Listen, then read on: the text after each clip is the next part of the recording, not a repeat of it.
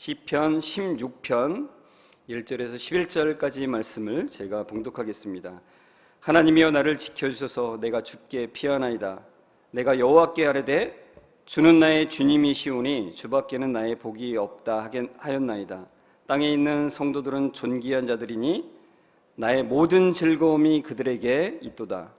다른 신에게 예물을 드리는 자는 괴로움이 더할 것이라. 나는 그들이 드리는 피의 전제를 드리지 아니하며 내 입술로 그 이름도 부르지 아니하리로다. 여호와는 나의 산업과 나의 잔의 소득이시니 나의 분깃을 지키시나이다. 내게 줄로 재어진 구역은 아름다운 곳에 있으며 나의 기업이 실로 아름답도다. 나를 훈계하신 여호와를 송축할지라. 밤마다 내 양심이 나를 교훈하도다. 내가 여호와를 항상 내 앞에 모시며 그가 나의 오른쪽에 계심으로 내가 흔들리지 아니하리로다. 이러므로 나의 마음이 기쁘고 나의 영도 즐거워하며 내 육체도 안전히 살리니 이는 주께서 내 영혼을 수월에 버리지 아니하시며 주의 거룩한 자를 멸망시키지 않으실 것임이니이다. 주께서 생명의 길을 내게 보이시리니 주의 앞에는 충만한 기쁨이 있고 주의 오른쪽에는 영원한 즐거움이 있나이다. 아멘. 네, 우리 옆에 분과 인사를 하겠습니다. 말씀에 은혜 되세요. 이렇게 인사하겠습니다. 네, 오늘 말씀의 제목은 죽음에 버려두지 아니하시니라는 말씀입니다. 네, 제가 해볼게요. 네, 죽음에 버려두지 아니하시니. 제가 얼마 전에 이런 질문을 하나 받았어요. 어떤 분한테 뭐라고 적혀 있습니까? 한번 읽어보시겠어요? 네, 성경 말씀에 밑줄 그어도 되나요? 한번 여러분에게 좀 물어보겠습니다. 성경 말씀에 밑줄 그어도 됩니까? 됩니까? 되는군요. 이분의 질문이 뭐냐면은 자기 교회 출석하는 교회 담임 목사님이 자기의 성경책을 보더니 자기 성경책에 이제 형광펜으로 이렇게 표시를 말씀에 그어놓은 거예요. 그걸 보시고는 이렇게 말씀하셨대요. 모든 말씀이 중요한데 몇몇 말씀에만 그렇게 줄을 그으면 일부분만 믿어서 위험이 있어. 긋지 마. 이렇게 말씀하셨대요. 근데 이분은 그 말씀을 묵상하면서 와닿은 말씀에 줄을 그은 건데, 목사님, 그러면 진짜 문제가 되는 건가요? 이렇게 저한테 물으셨어요. 여러분은 이미 그어도 된다고 말씀하셨는데 저는 뭐라고 대답했을까요?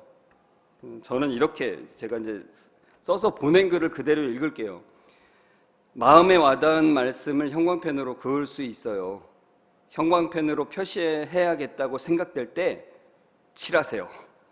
그러나 교회 목사님 말씀도 유념해서 그것만 중요한 말씀이라고 생각하지 않도록 말씀 전체를 믿음으로 받는 은혜를 구하며 말씀을 대하길 바래요. 이렇게 적었어요. 아주 통쾌한, 명쾌한 대답이죠. 네. 성경 말씀에는 그 열쇠가 되는 말씀들이 있습니다. 그 키가 되는 거예요. 그거를 통해서 다른 말씀들이 깨달아지는 말씀들이 있어요. 그리고 우리 개인들에게 주는 특별한 말씀들이 사실 있습니다. 그렇기 때문에 그럴 때는 밑줄을 그어야 돼요. 그러니까 성경에는 많은 말씀들이 있습니다. 그 중에서 정말 밑줄 긋고 싶은 말씀들이 저에게도 있는데 그 중에 하나가 시편 16편이에요. 오늘 저는 여러분들이 이 시편 16편에 저와 같이 밑줄을 그었으면 좋겠어서 이 말씀을 오늘 들고 섰습니다. 여러분, 시편 16편 8절에 이런 말씀이 있죠. 제가 아까도 읽었는데, 내가 여호와를 항상 내 앞에 모시며 그가 나의 오른쪽에 계심으로 내가 흔들리지 아니하리로다. 어떻게 밑줄 긋고 싶습니까? 요 에어컨은 이제 끄도 되지 않을까요? 네, 꺼주시겠어요? 네. 저는 이 말씀을 보면서 밑줄을 그었습니다. 여러분도 오늘 이 말씀에 밑줄을 긋기를 주님의 이름으로 축원합니다. 여호와 하나님을 항상 바라보기를 원합니다.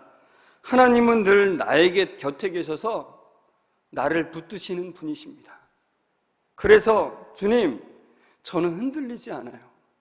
저는 불안하지도 않고 두렵지도 않고 정말 안심이 됩니다. 이런 말씀이에요. 여러분, 세상 살아가면서 안심한 채로 살아가십니까? 어느 보험회사 이제 광고를 보니까 이런 문구가 있더라고요. 된다, 된다, 된다, 안심된다. 무슨 보험? 딱 이런 거예요. 그럼 보험에 들면은 안심이 될까요? 안심되죠. 어느 정도는. 그러나 근본적인 안심은 안 됩니다. 여러분, 우리 삶에는 정말 불안한 요소들이 정말 많아요.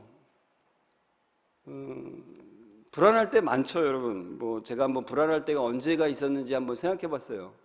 몸이 아플 때. 예전에 저도 몸이 아플 때가 있었는데 그 앞날이 보이지 않더라고요. 이 병명을 알 수 없는, 특히 병에 걸렸을 때 그 불안함은 이루 말할 수가 없어요. 병원에서도 병명을 말해주지 못할 때 정말 불안하고 두렵더라고요.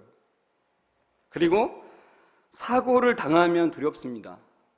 사고 당해보신 적 있으시죠? 두렵죠. 그리고 사고를 내도 두렵습니다. 이게 도대체 어떻게 처리가 될지를 가늠할 수가 없으니까 두렵죠. 뭔가에 쫓기게 되면 두렵습니다. 빛에 허덕일 때 두렵죠. 높은 곳에 올라가서 아래를 내려다보면 두렵습니다.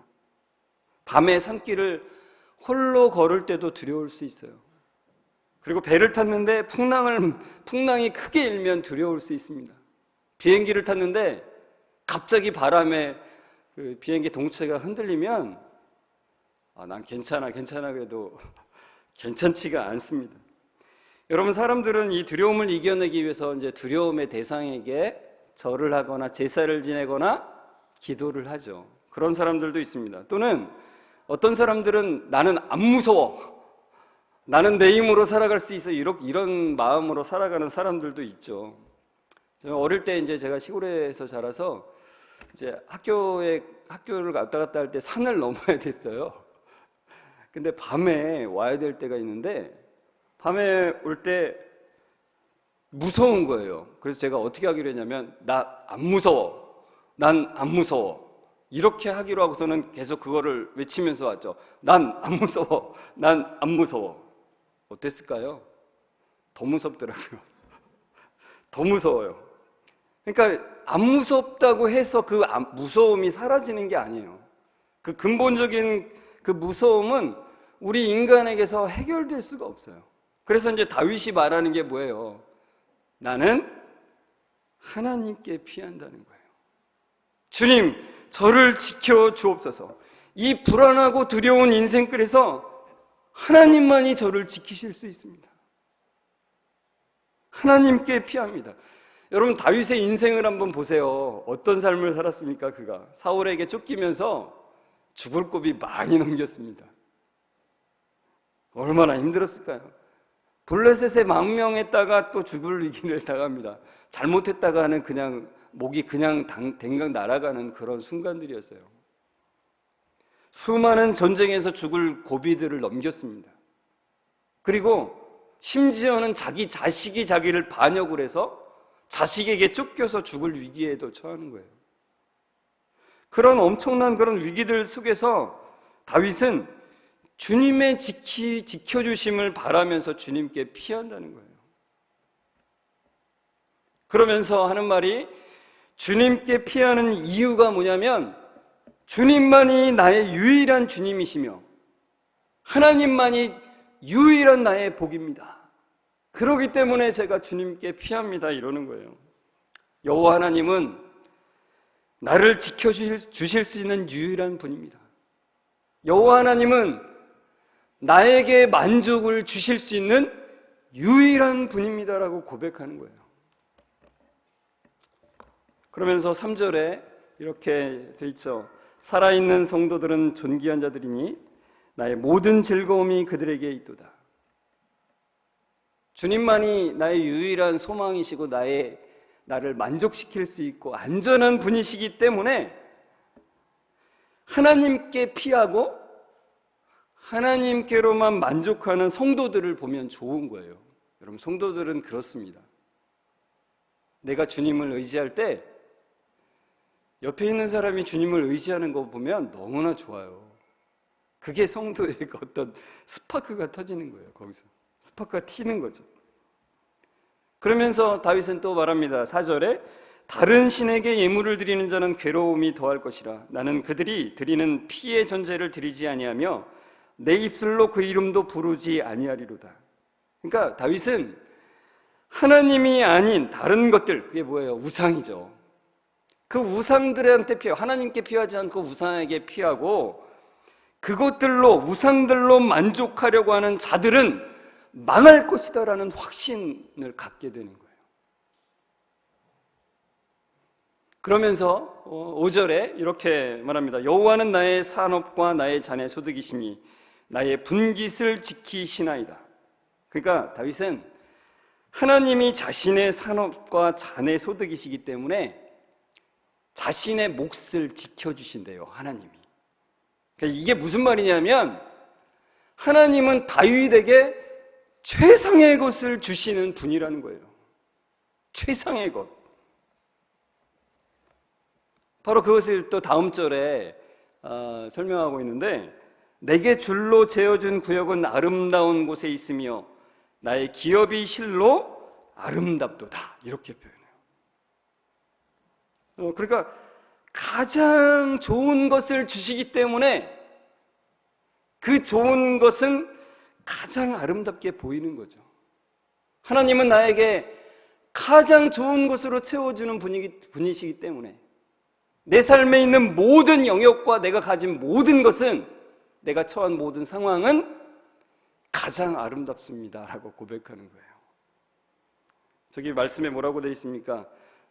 제가 줄자를 하나 밑에다가 붙여놨는데 하나님이 자를 이렇게 쭉 해가지고 우리의 상황을 딱 재어서 우리에게 최상의 것을 맞춰서 주신다는 거예요. 놀랍죠? 그런데 문제는 하나님은 줄자로 딱 재어서 가장 최상의 것을 주셨는데 우리가 보기에는 안 그런 게 문제죠. 그죠? 여러분, 저는 그 5월 초에 성광교회에 설교하러 왔습니다. 아시죠? 기억나시죠? 저는 그때까지만 해도 그냥 설교 한 번 하고 갈 거라고 생각하고 내려왔습니다. 진짜로요. 그런데 그날 저는 이곳에 와서 예배 인도하고 설교를 하면서 하나님의 마음을 알게 됐어요. 그런데 올라가면서 제가 계속 하나님께 이렇게 외쳤어요. 하나님, 진짜 접니까? 하나님, 제가 진짜 가야 됩니까? 꼭 제가 가야 되는 겁니까? 이렇게 제가 계속 물었습니다. 그러니까 제가 생각하기에는 아닌 것 같은 거예요. 주님, 저 다 받아들일 수 있는데 양산이 좀 너무 멉니다. 제가 양산으로 가면은 제가 내려놓아야 될 것들이 몇 가지가 있습니다. 어떤 분은 뭐 모든 걸 버리고 최가영 목사님이 오셨다는데 모든 걸 버린 건 아니고요.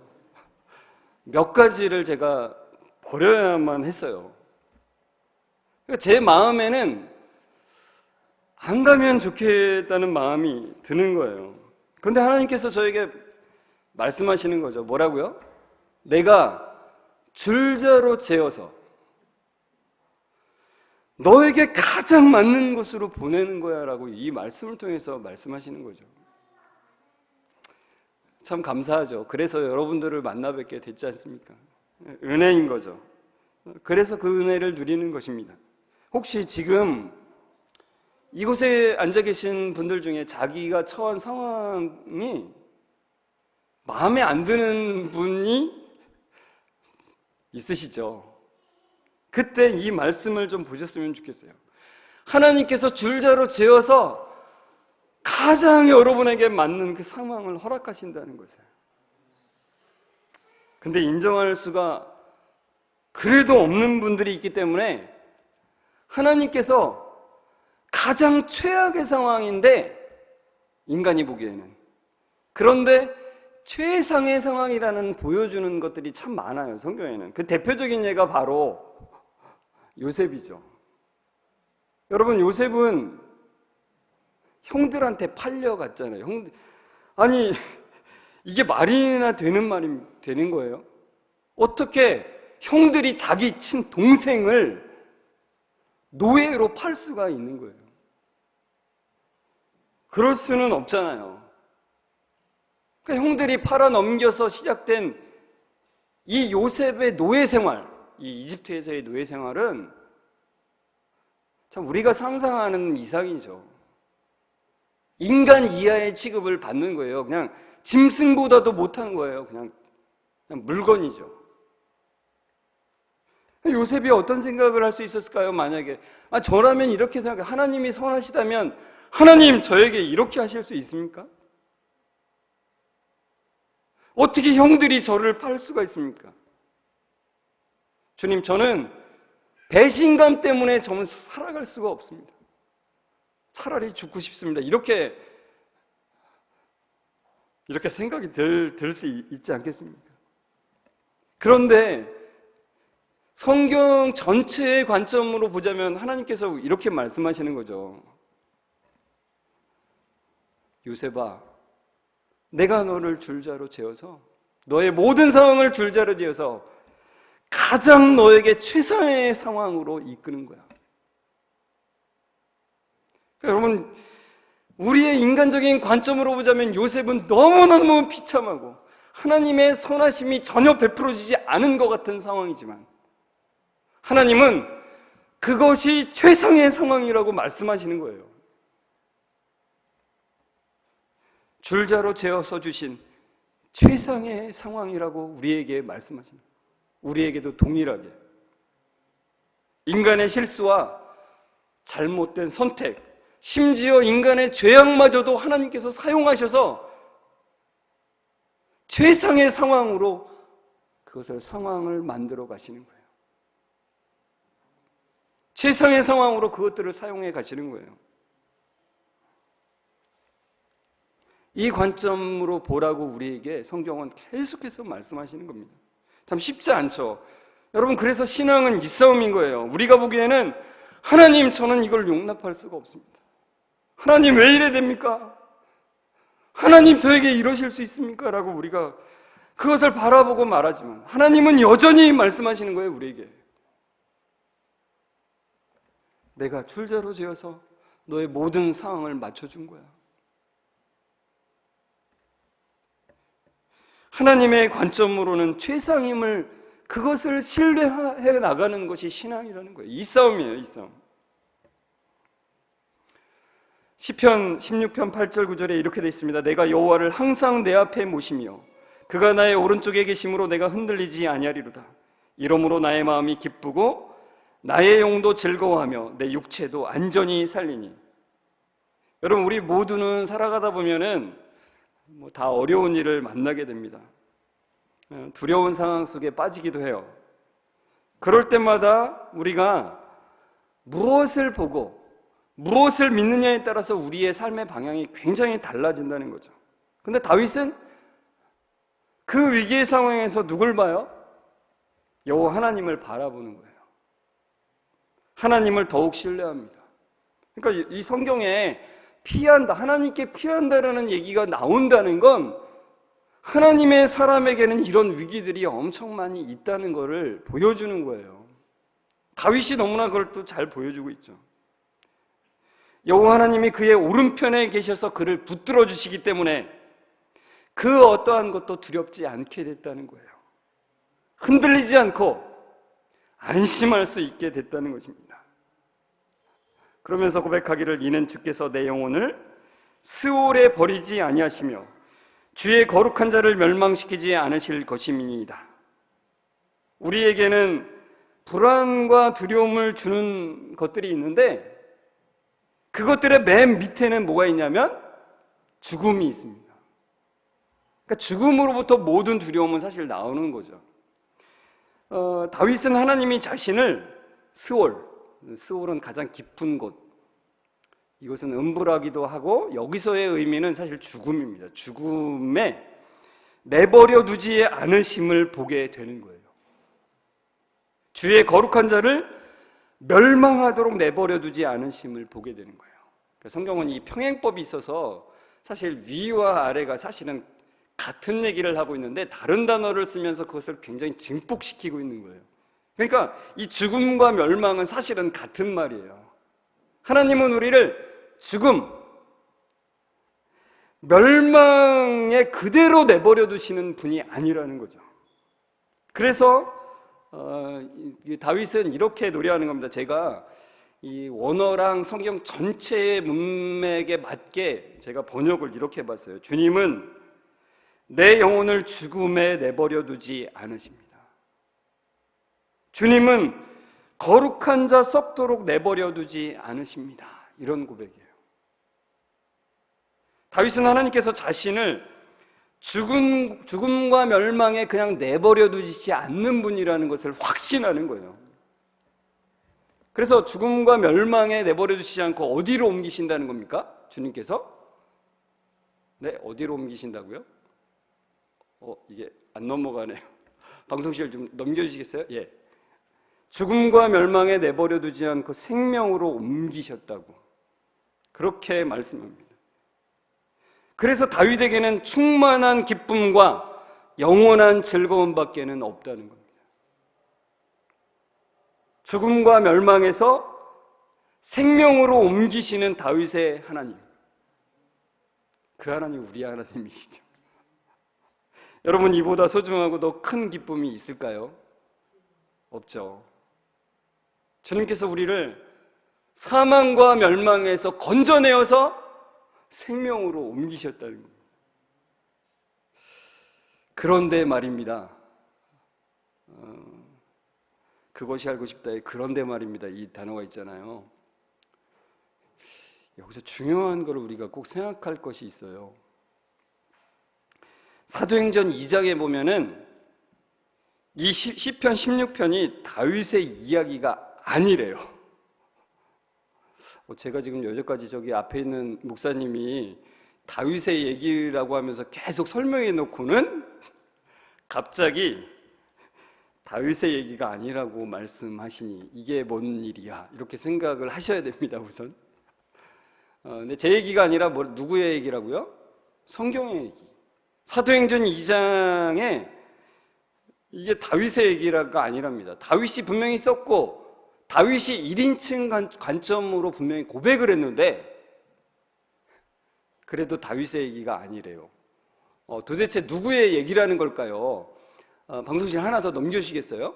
네, 누구의 얘기인지 사도행전 2장 25절에서 31절까지를 제가 읽겠습니다. 다윗이 그를 가리켜 이르되 내가 항상 내 앞에 계신 주를 배웠으며 나로 요동하지 않게 하기 위하여 그가 내 우편에 계시도다.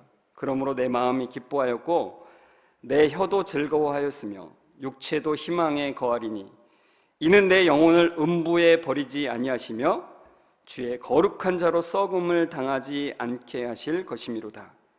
주께서 생명의 길을 내게 보이셨으니 주 앞에서 내게 기쁨이 충만하게 하시리로다 하였으므로 형제들아 내가 조상 다윗에 대하여 담대히 말할 수 있노니 다윗이 죽어 장사되어 그 묘가 오늘까지 우리 중에 있도다. 그는 선지자라 하나님이 이미 맹세하사 그 자손 중에서 한 사람을 그 위에 앉게 하리라 하심을 알고 미리 본 고로 그리스도의 부활을 말하되 그가 음부에 버림이 되지 않고 그의 육신이 썩음을 당하지 아니하시리라 하더니. 아셨어요? 누구 얘기인지? 예수님의 제자 베드로는 하나님의 말씀을 전하면서 이 시편 16편을 인용을 해요. 저기 지금 파란 글씨로 된 부분이 시편 16편 부분이라는 걸 눈치채셨습니까? 네, 저것을 인용하면서 저것은 다윗이 1인칭으로 고백을 했지만 그것은 다윗의 얘기가 아니라 예수님 얘기래요. 예수 그리스도의 부활을 말씀하는 것이라고 얘기하는 거예요. 왜 그러냐면 29절에 그 이유를 말해요. 다윗은 몸이 썩었대요.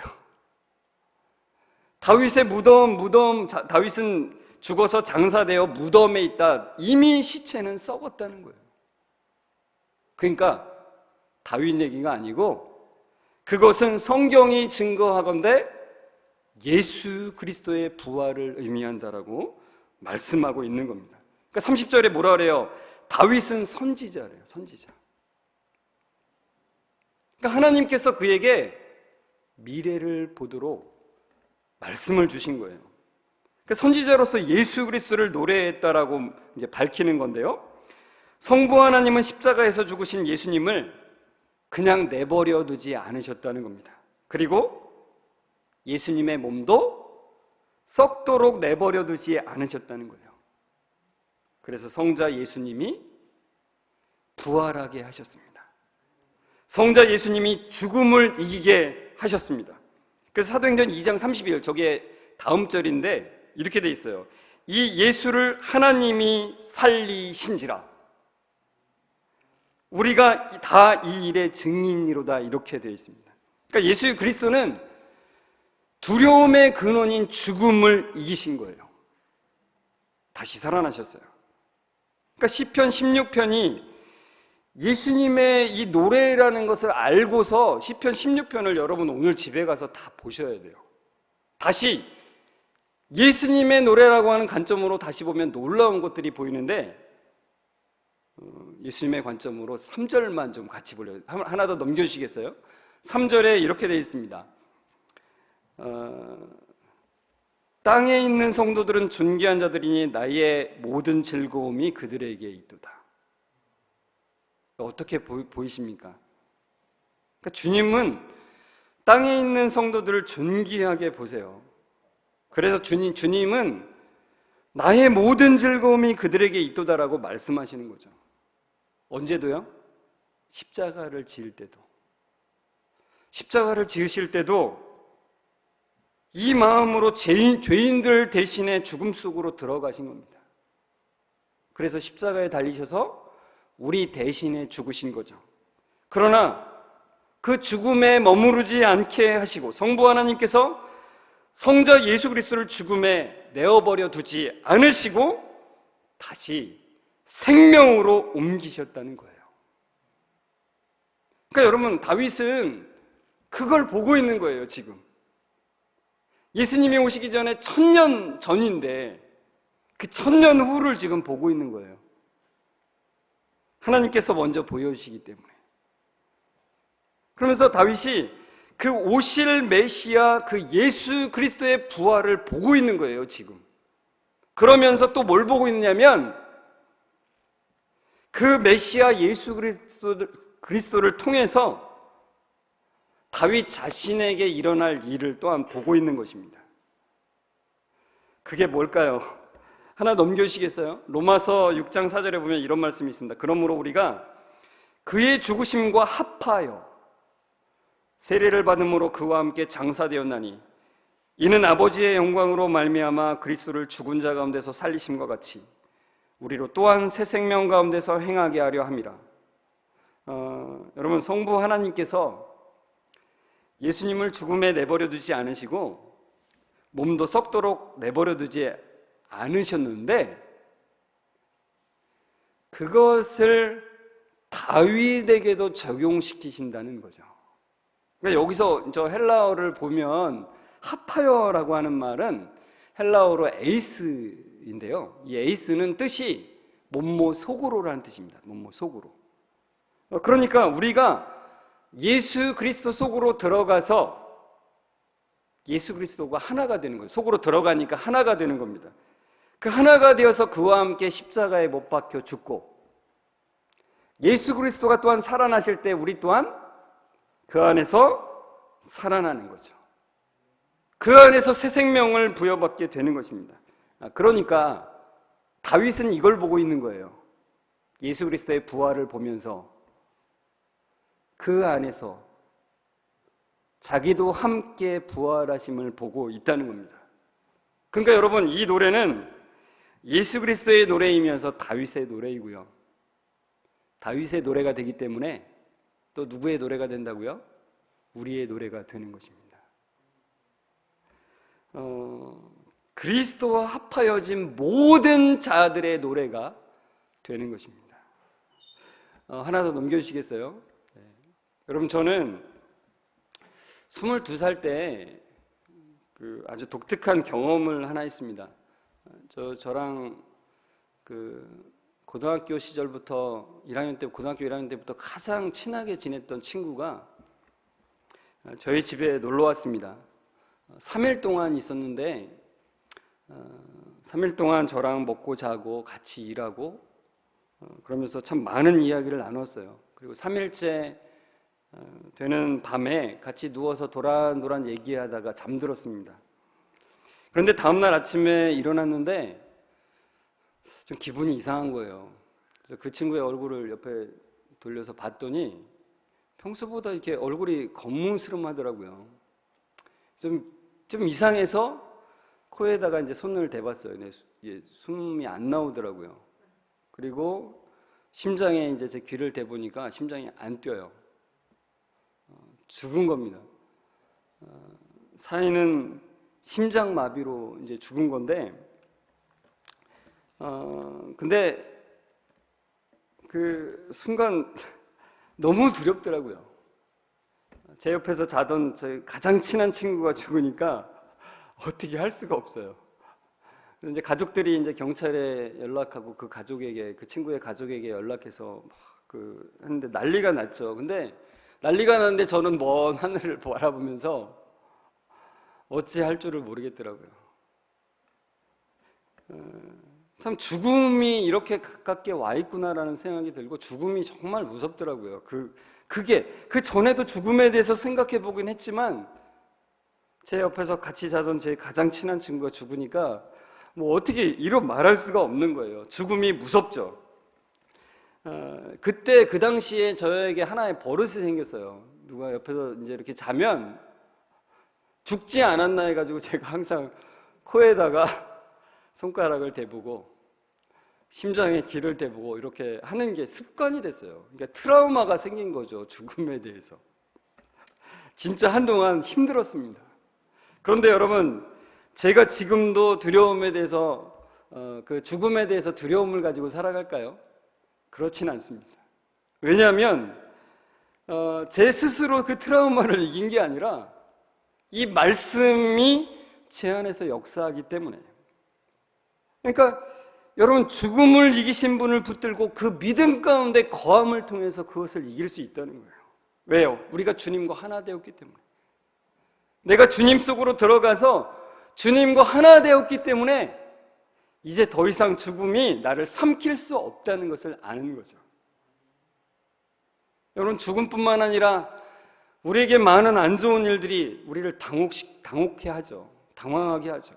그러나 그런 것들이 우리를 삼킬 수 없다는 것을 알기 때문에, 죽음을 이기신 주님이 우리와 함께 하시기 때문에, 주님이 죽음과 멸망에 우리를 내버려 두지 않고 생명으로 옮기신 분이심을 우리에게 확신하게 하시기 때문에, 그 은혜를 주셨기 때문에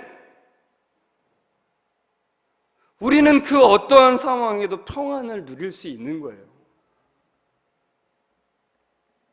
하나 더 넘겨주시겠어요? 주님은 내 영혼을 죽음에 내버려 두지 않으십니다. 주님은 거룩한 자 썩도록 내버려 두지 않으십니다. 이것이 예수님의 고백이며 이것이 다윗의 고백이며 예수님과 하나 된 예수님 속으로 들어간 모든 자들의 고백이라는 거예요. 저는 이 자리에 있는 모든 분들이 그 예수님 안으로 들어가서